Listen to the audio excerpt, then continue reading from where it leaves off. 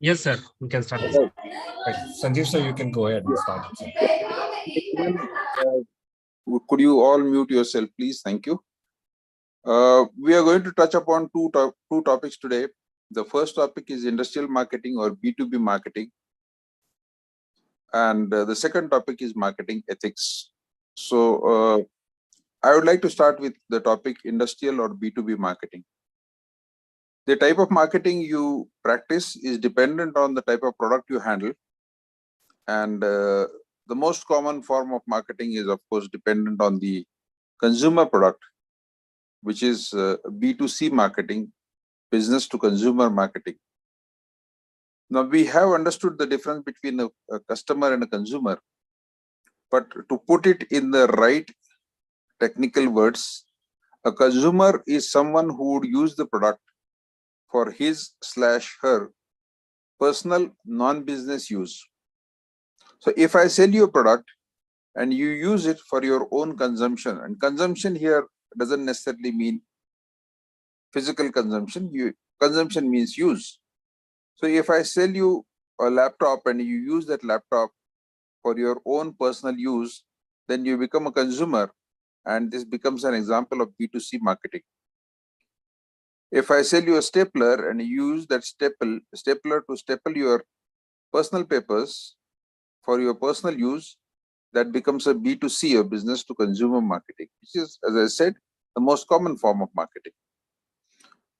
So if there is a bakery and the bakery manufactures bread and the bakery sells the bread to people and people use that bread for their own consumption, then that's an example of B2C.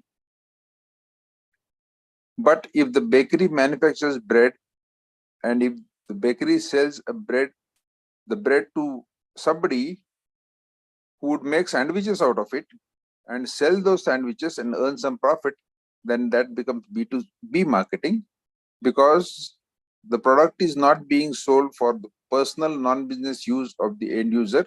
The product is being sold for business purpose. The product, in this case bread, is the raw material using which somebody is making sandwiches, selling those sandwiches and earning money out of it.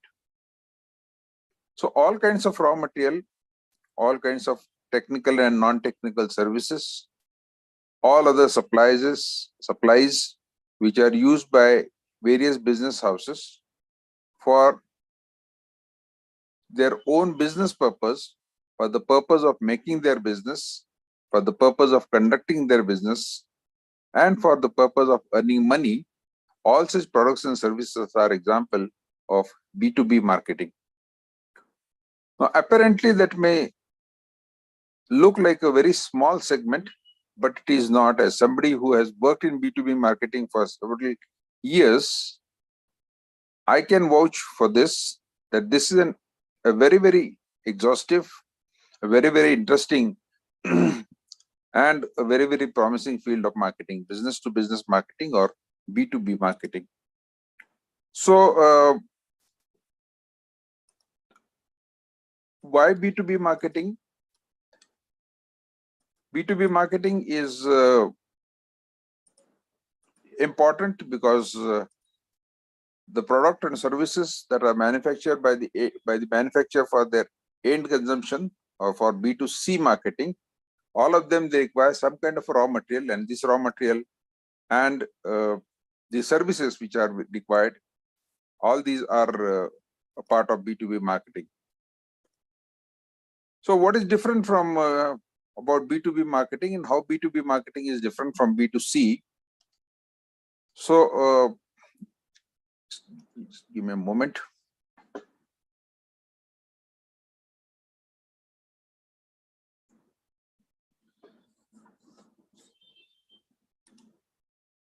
First, the nature of the product or services.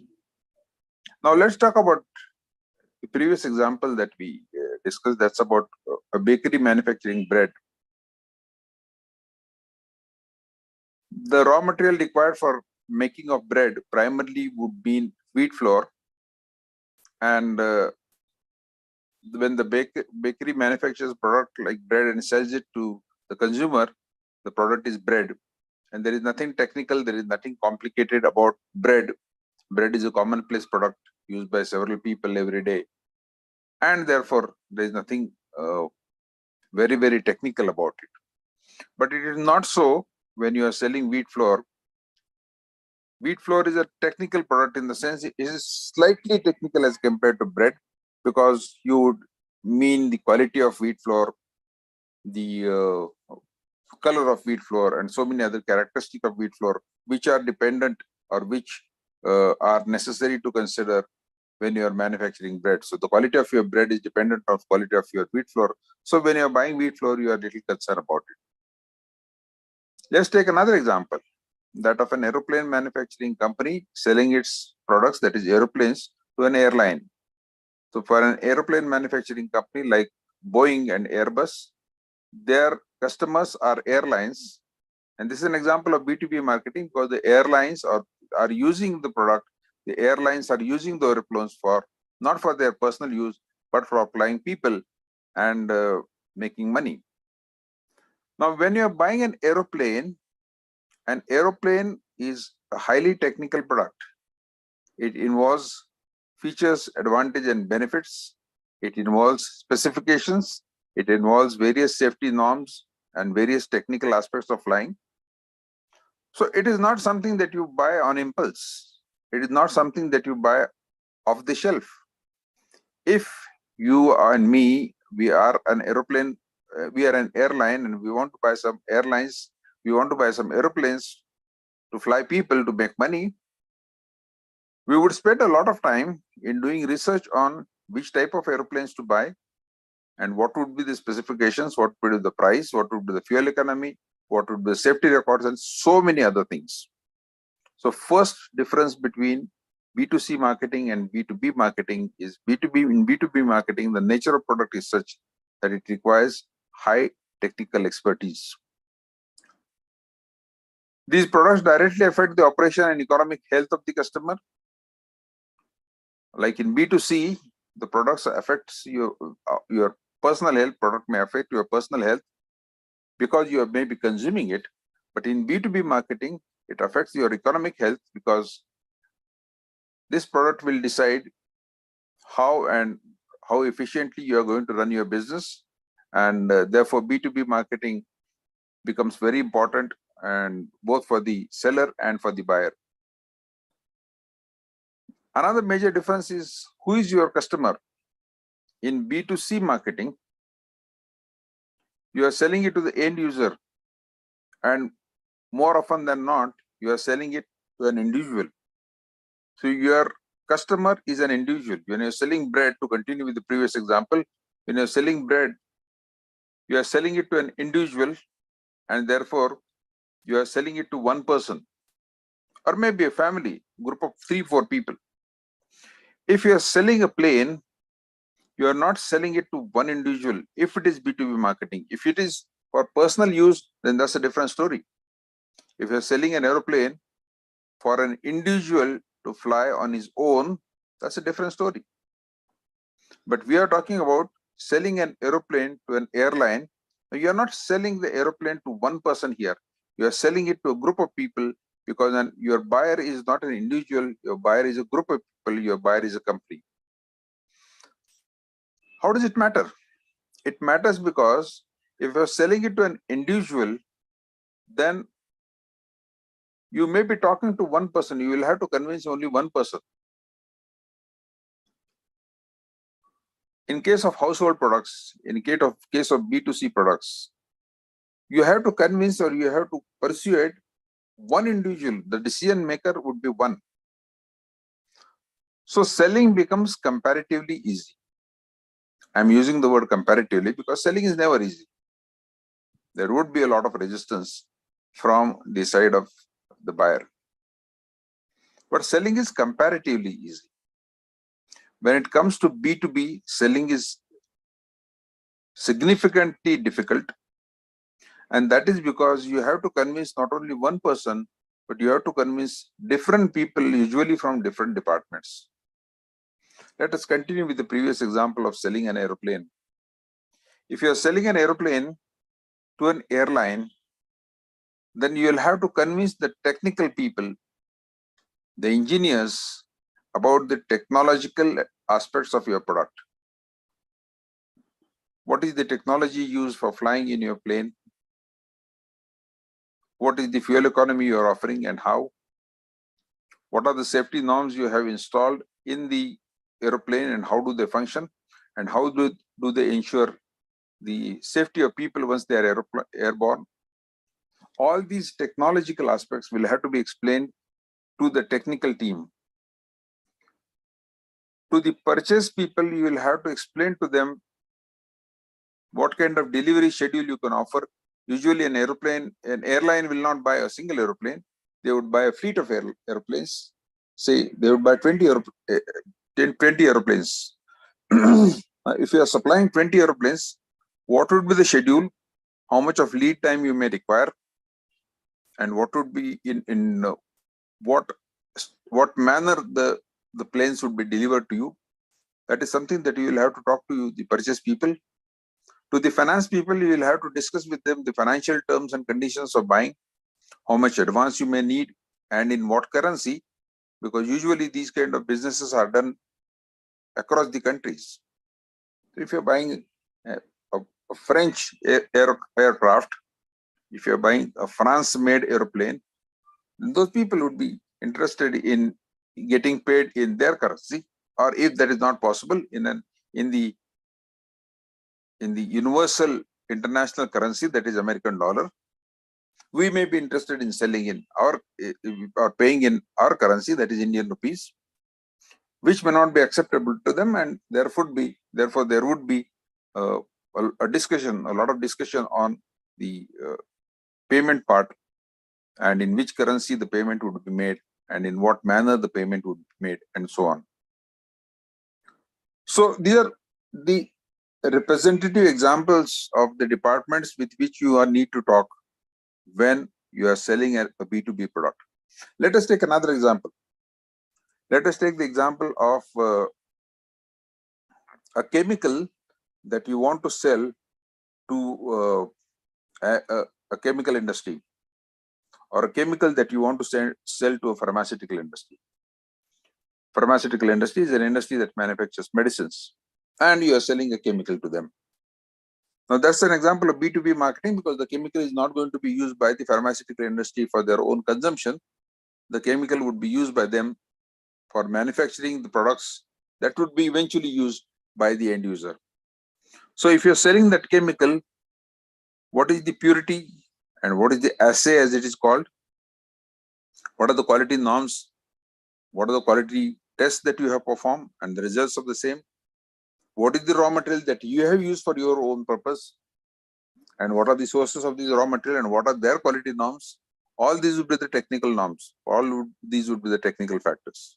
So you will have to explain all these technical factors to the technical team, and you will have to explain the commercial factors or financial factors to the finance people, and the delivery related factors, the delivery related terms and conditions to the purchase people, and so on.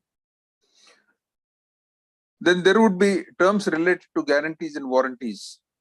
If you're selling an aircraft, you're selling a product that is directly responsible for the safety of human life or human beings. The safety of human beings, because if your airplane is not airworthy, it is going to jeopardize the life of several people who would be flying in that plane. Nobody is willing to take that kind of risk. So what are the guarantees? Here in this case, the guarantees and warranties are practically meaningless, because once a human life is lost, no amount of money can compensate it. But if there is a part that goes bad, if there is a part that gets damaged, if there is a tire that bursts, or there is a mechanical part that doesn't function, then what kind of guarantees and warranties you are willing to offer? Guarantees is replacement, warranties is repairing.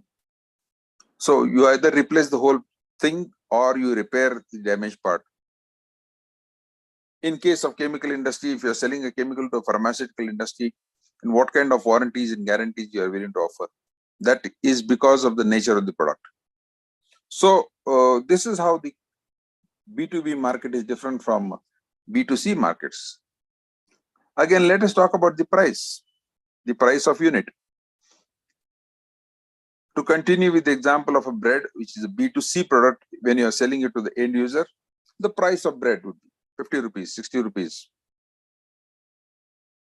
Comparatively or significantly less as compared to the price of, excuse me, the price of an aircraft, which may run into several hundred crores. An aeroplane may cost you 200 crore rupees. So 200 crore rupees versus 50 rupees. Significant difference in the cost or the price of a single product. Then the nature of demand. How frequently do we buy bread? Many of us, we buy it on a daily basis. How frequently would an airline buy aircrafts? Maybe once in several years. You cannot afford to buy a 200 crore rupees worth product every day. So the frequency of purchase would be significantly less in terms of B2B products as compared to B2C products. Because the nature of demand would also be different. How frequently do we need to buy a bread? Very frequently. How frequently would an airline need to buy aircrafts? Not very frequently, in fact, very rarely. The process of the buying process, how the customer buys, we talked about this, the communication process. Now, communication it refers to two factors. One is the communication between the buyer and the seller, and second is the marketing communication mix. Let us first talk about the first product, the first aspect. If I want to sell you a matchbox, I don't have to do anything particular or anything particularly different. I just advertise for the matchbox. Maybe I'll make it available in the shop where you are likely to visit. Maybe I'll ask the seller to display it prominently, and that's about it. And you may not be very choosy about the make of the matchbox. If you don't find the matchbox, the brand of the matchbox that you ask for, if at all you are asking by a brand name, you would easily consider the other one. So if there's a brand X of matchbox, I ask for brand X. First of all, I may ask by a generic name. I'll ask the seller, just give me a matchbox. Or if at all I'm particular about it, I may ask for a particular brand. If the person says, no, this brand is not available, without a second thought, I may switch to the second brand. Not much of a thinking process.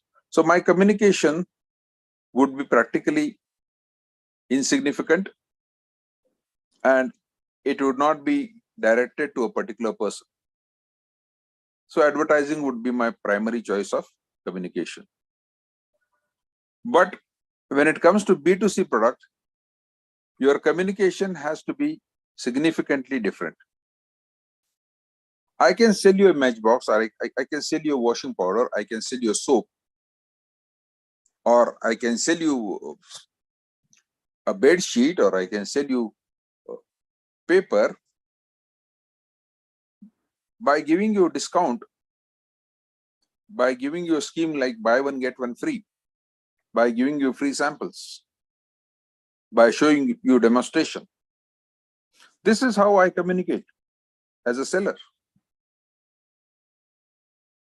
Sales promotion, especially discounts, buy one get one free, or offers, exchange offers, these kind of things, they work very well in case of B2C products.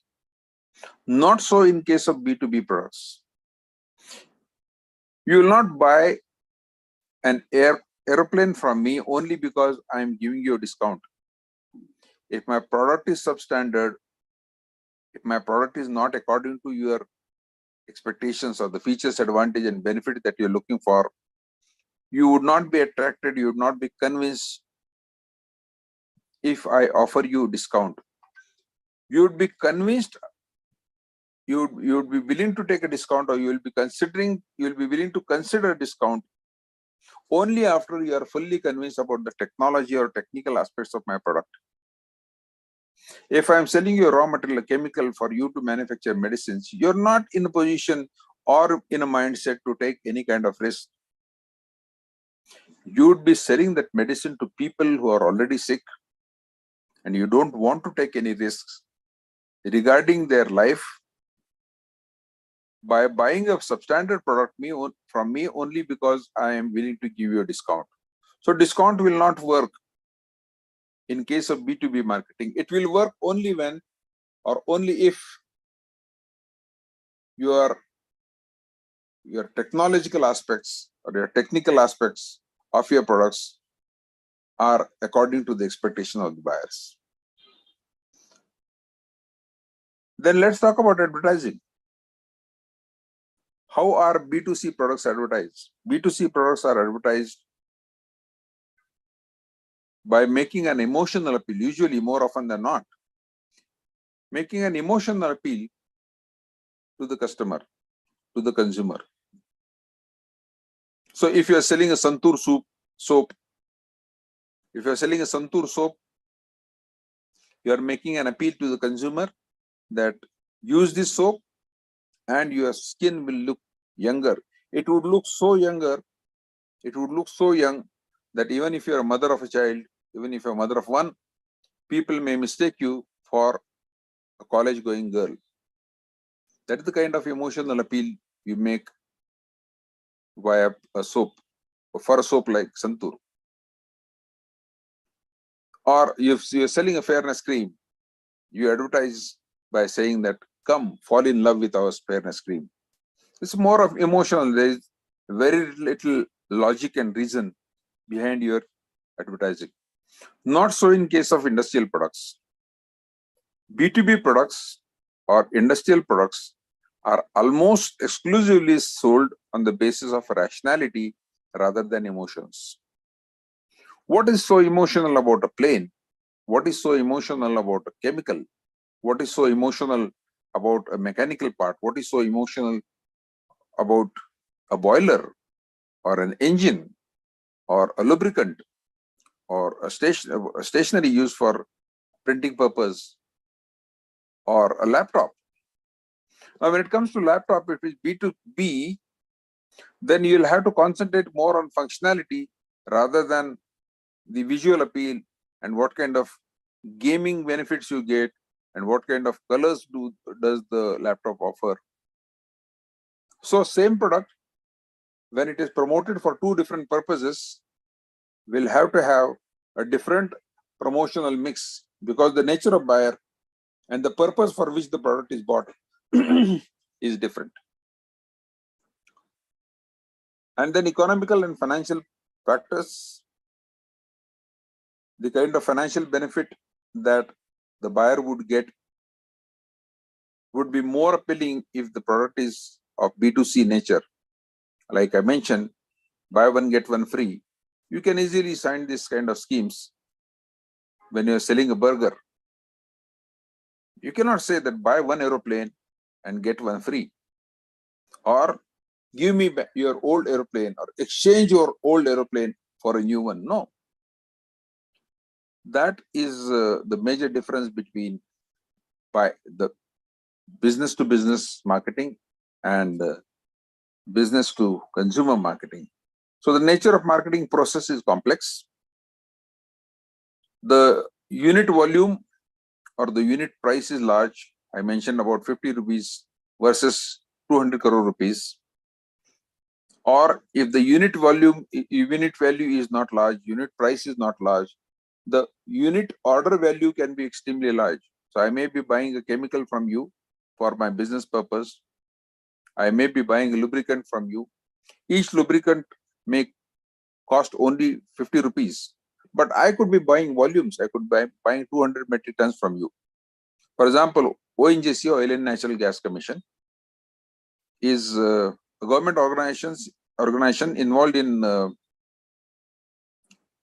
the drilling of oil rigs and taking oil, harvesting oil out of the oil rigs, and then sending it to refineries for refining. Now they have huge operations, massive operations. They routinely buy chemicals from the chemical manufacturers, and their volumes involved are huge. One order could be of 200 metric tons, that is 200 into 1000 kilograms. So the unit volume or unit order volume can be big, or the price of individual product can be very high as compared to B2C products.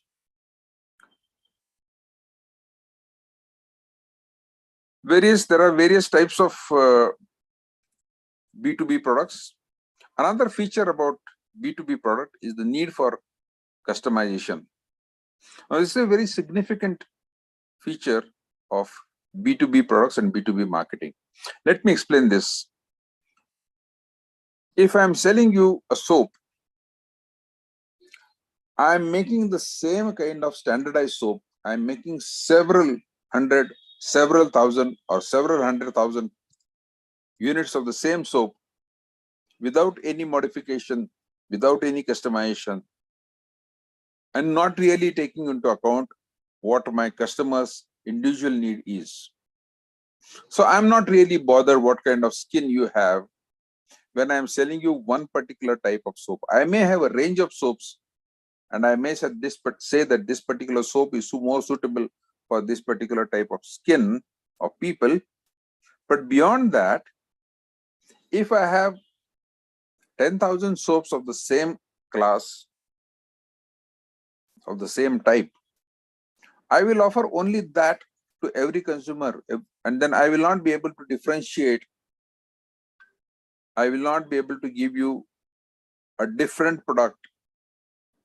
I will not be able to give a different product to a consumer depending on his or her type of skin. So my product is more or less standardized.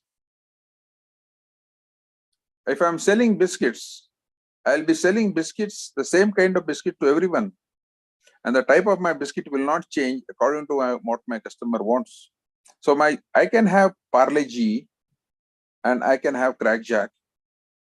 But within Crackjack, I will not say that, okay, one of my customer likes Crackjack, which is a little salty, and another customer is somebody who likes my Crackjack to be a little sweet. So I'll make two types of Crackjacks, two individual units, two individual packs of Crackjacks.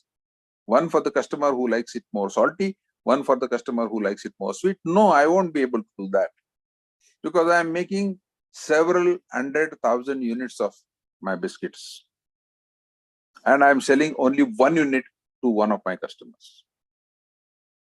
So the customization or the tailor making would be minimum or negligible. But in case of B2B marketing, I should be ready for extreme degree of customization. Each of my customer may want a different type of product. Each of my customer may want a product with different specifications, and I should be willing to customize my product to that extent. So if I am selling aircrafts, to one company or one airline in India for their domestic travel. I am selling one type of aircrafts to one company in Europe for their international travels. I will need extreme degree of customization because their requirements are different. Their pollution norms could be different. The type of fuel available for them would be different.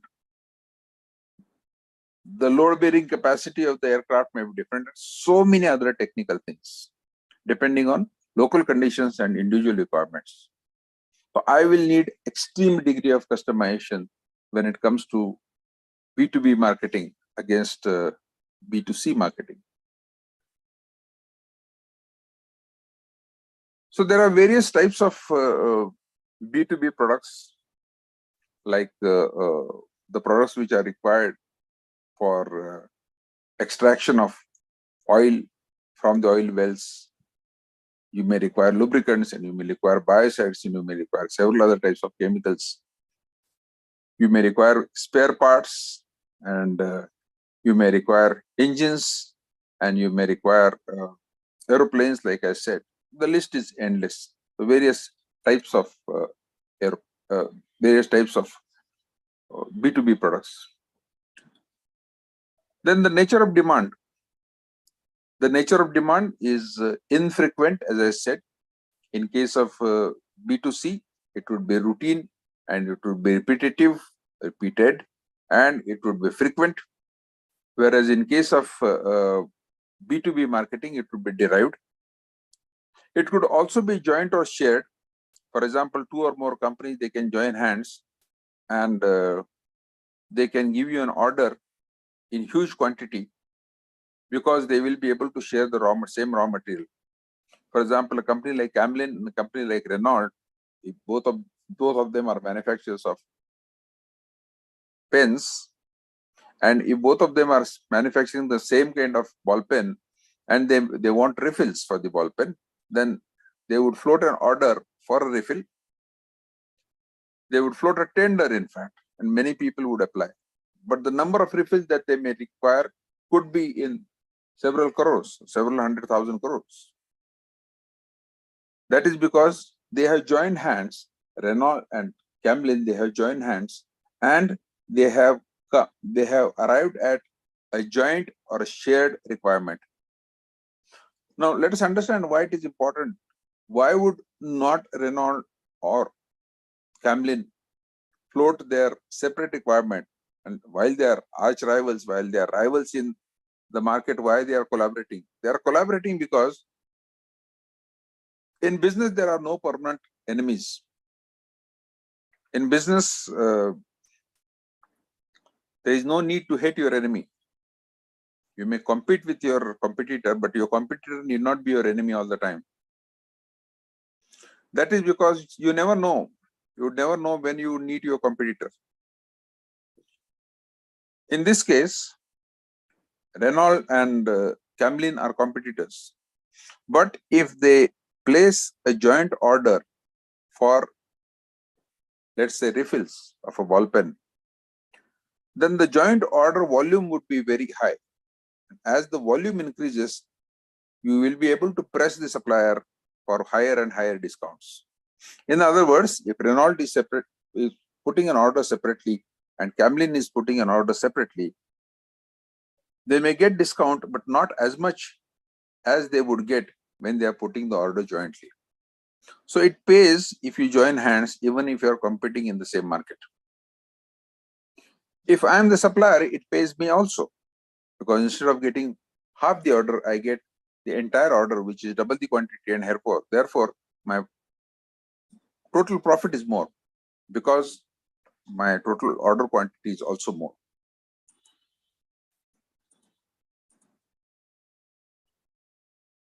In consumer marketing or B2C marketing, you are talking about geographically diverse market, dispersed market.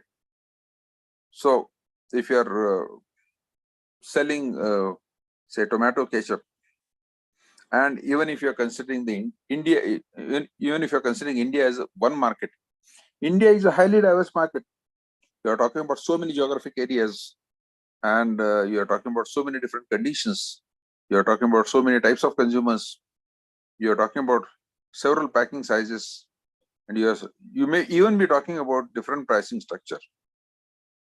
Even when you are talking about a single market, the market of one country.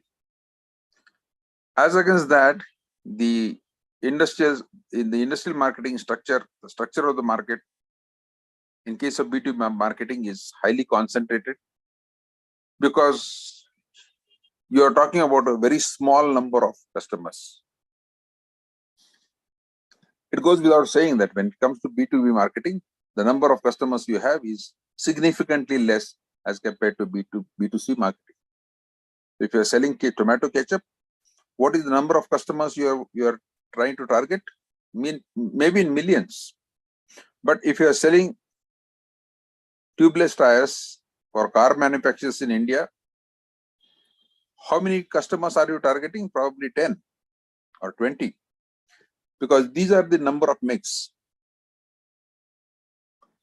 So if I'm a tire manufacturing company like Seat, My turnover could be in millions. But if you ask me how many customers do I cater to, I may say only 4, and that would be enough.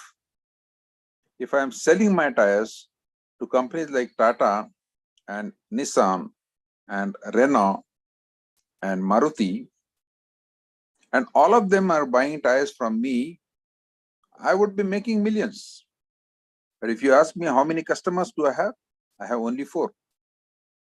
As against that, I'm manufacturing tomato ketchup.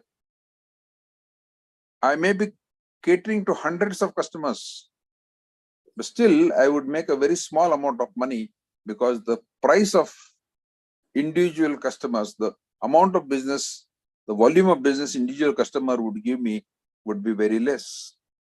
If I am selling tires to Maruti, how many tires I am selling to Marutis? Maybe several lakh tires per year.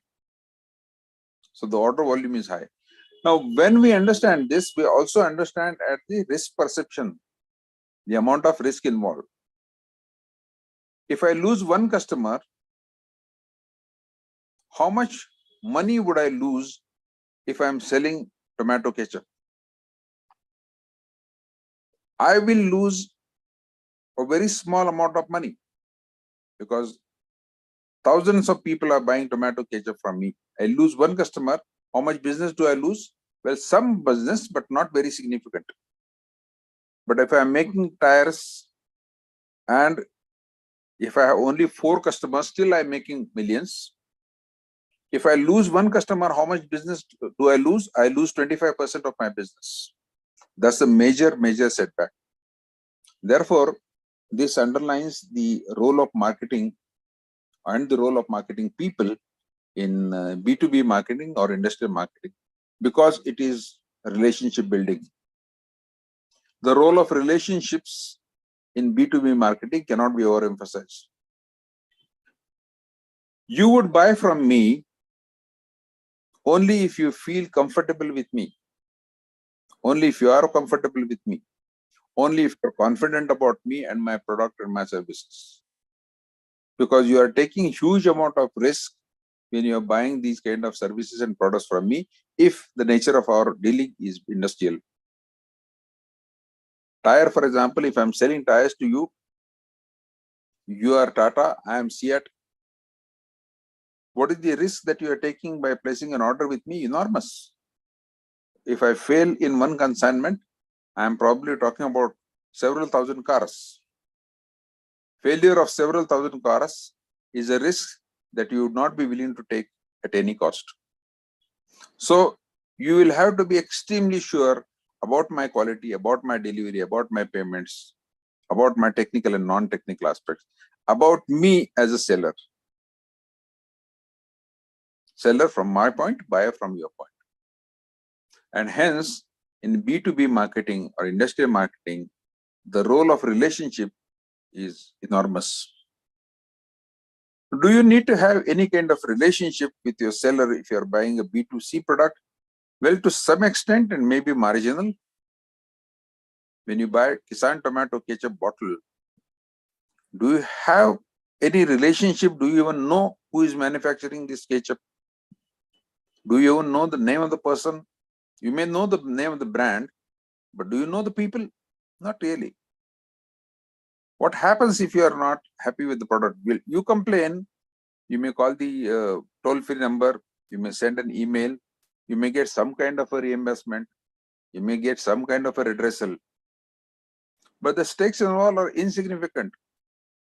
You buy one packet of Lay's wafers and the wafers are soggy. You are unhappy. You send a mail. Occasionally, you may get a reply or a replacement, but that's about it.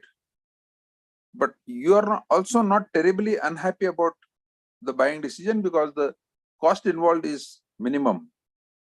You're not talking about millions when you buy one packet of Lay's chips, but you are talking in millions. You are talking about millions when you are buying one airplane from an airline manufacturing, or an airline buys an airplane from an airplane manufacturing company. Then we come to the post-purchase services. When you are talking about B2B marketing, the post-purchase services are very important. Many times, the nature of the product or the nature of the order is such that it involves supply and apply. So if I am buying a machine from you, I would expect you to sell that machine to me.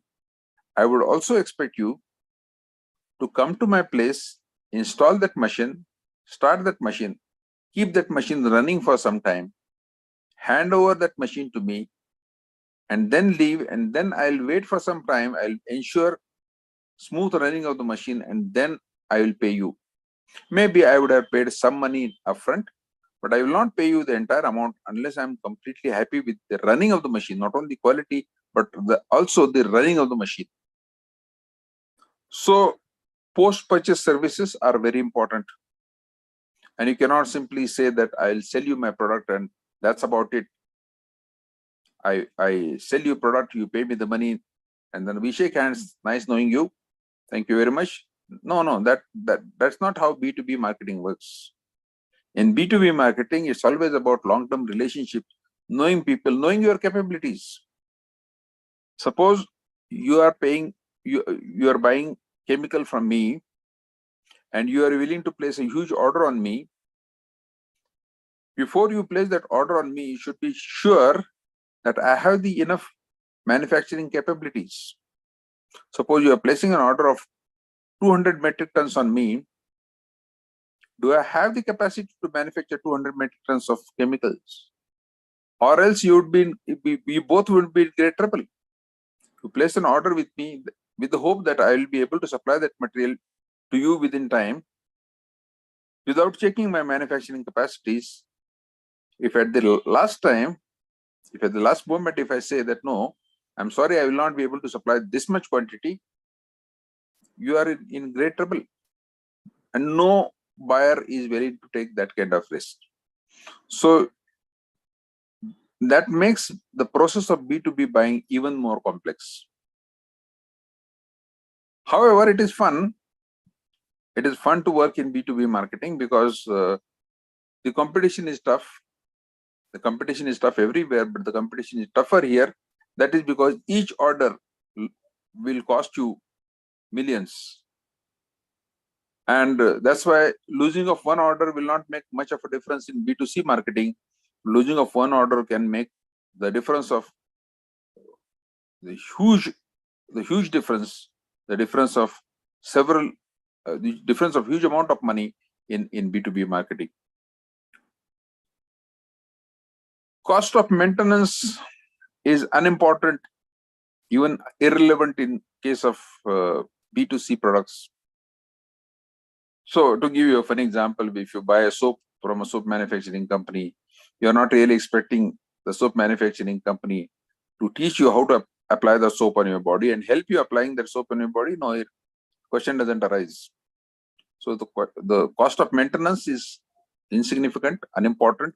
Many times it is irrelevant, but the cost of maintenance is very high and very important in the case of B2B marketing. In case of B2C, emotional and therefore family involvement. In case of B2B, functional involvement. So B2B is more of ruthless, dry, hard, emotionless selling, where you're talking about function and you're talking about utilities and you're talking about tangible and intangible benefits and you're talking about huge amount of money. Whereas in case of B2C marketing, you're talking about emotions, you're talking about families, you're talking about feelings, and you're talking about significantly less amount of money.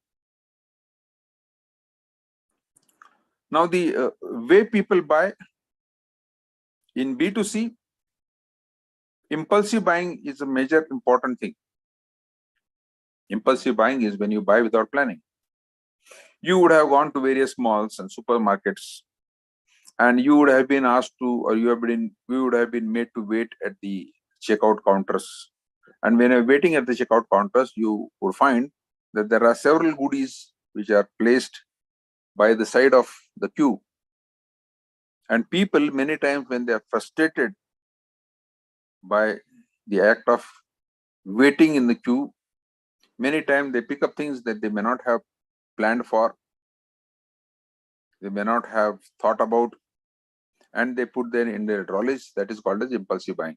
It is said that up to 40% of, or even more, sale in organized retail is impulse buying. So you buy things only because you see them, only because after seeing those things you remember that, okay, I may need this, I may need this, and I may need this as well. So how these things are displayed also makes a mental connection. If bread is placed next to butter, then the more bread you buy, the more butter you buy. Because every time you buy bread, you think of what I'm going to do with bread. If I'm going to make sandwiches, I'll probably need butter as well. Not so in case of industrial marketing. In case of industrial marketing, there is absolutely no question of impulse buying. Impulse buying is absolutely out of question. So the impulse buying takes a major important aspect in case of B2C. Impulse buying is practically non-existent and insignificant, irrelevant in case of B2B buying or B2B selling. Personal relationship, I spoke about that, and interdependence between the consumer and manufacturing. Reciprocity is non-existent. So when you buy a ketchup, you really don't expect to thank the seller for selling you that ketchup, because if Kisan doesn't sell you that, somebody else will. So the personal relationship and reciprocity is not expected in case of consumer marketing, whereas in case of industrial marketing, it is very important. I spoke about quality tests and quality norms in case of B2B marketing and B2C marketing. Quality is important in both marketings, but that various quality tests and various endorsement are very necessary.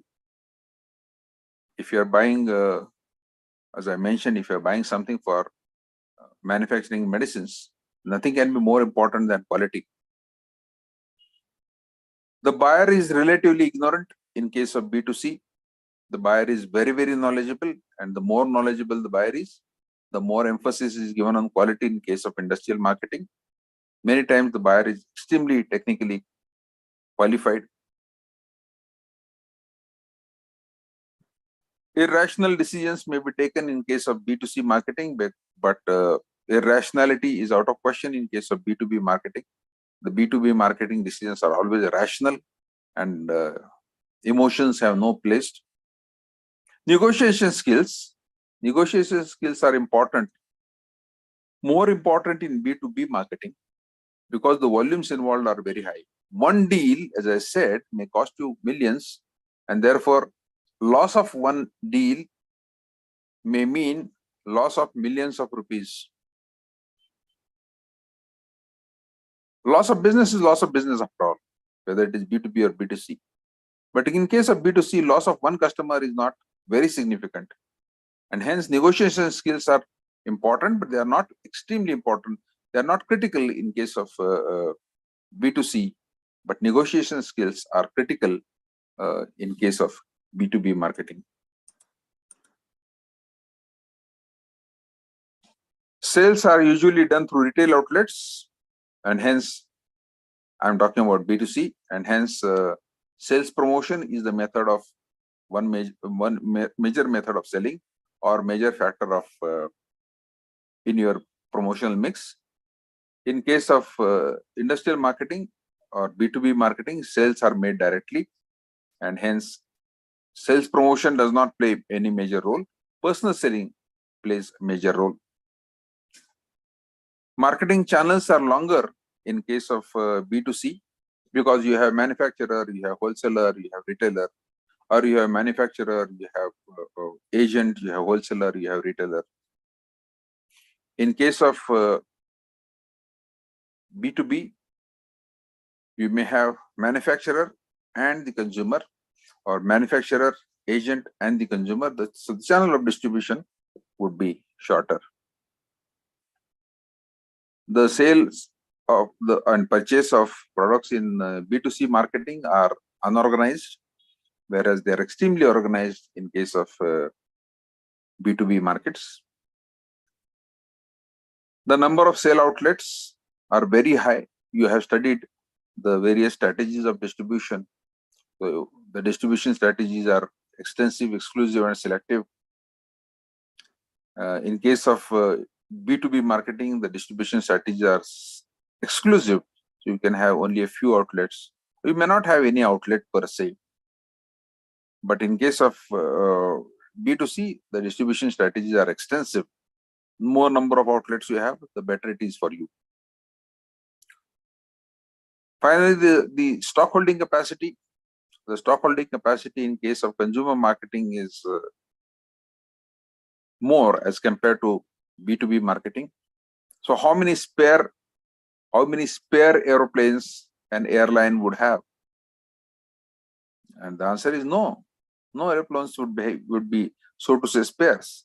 All the aeroplanes an airline would have would be in the skies, would be flying. There is no question of having a spare airline, a spare aircraft. But how many spares of or extra soap cakes would you have in your house? You can have a dozen, because you don't want to make a fresh purchase only if you run out of soaps every time. Every time you run out of soap, you don't want to run to the store and buy soap every time.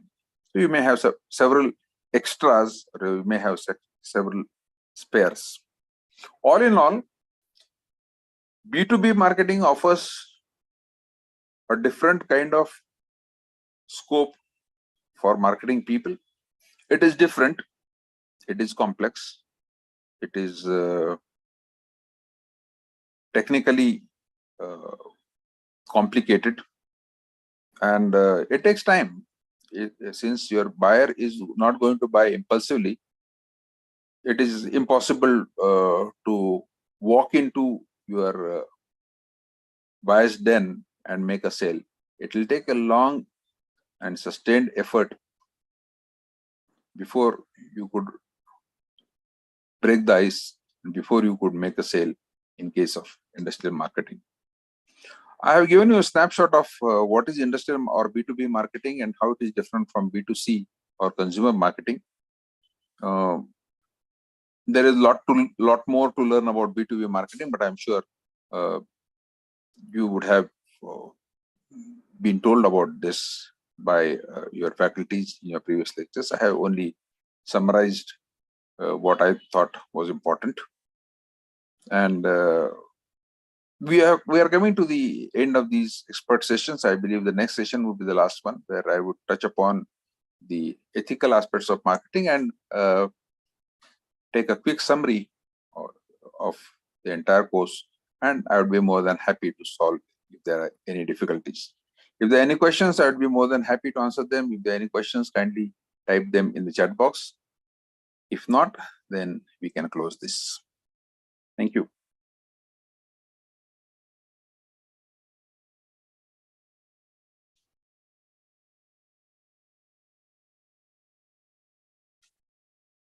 Okay, that's a very good question. What should be the approach when the customer prefers only L1? L1 stands for the lowest one. So the government purchases like this. When you are selling something, the government would say, okay, we have these quality norms, and then we have to fulfill these quality norms, but we will go only by L1. We will go only by the lowest bidder. Obviously, you don't have much of a choice. You have to become L1, and you can become L1 only if you have economies of scale. If you're a bigger supplier, then you by default become L1. Or else, if you cannot become L1, then you will have to put influence on your buyer so that he modifies the buying process, or he puts he puts a set of technical qualifications which others cannot match. So if you have an exclusive product, then you convince of that exclusivity to your buyer and help him design the tender in such a way that only you are able to fulfill those qualifications. Nobody else is able to fulfill that. Only then you are able to eliminate the other people. Otherwise, usually the bigger company, the bigger supplier you have. Okay, I'll answer this question, Ashwini. If you are bigger company, then you are enjoying economies of scale, and therefore it is you obviously are able to offer lower prices. You become L1.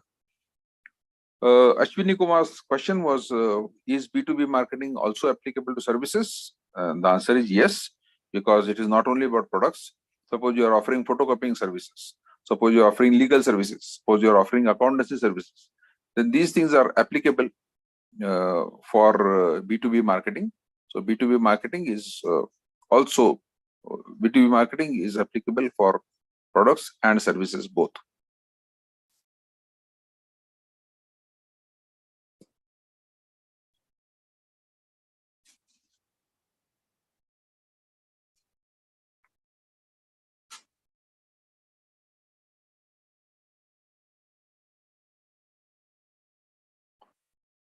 All right. If there are no more questions, then Sohail, I think we can close this. Sure, sir. Thanks for the session. Thank you.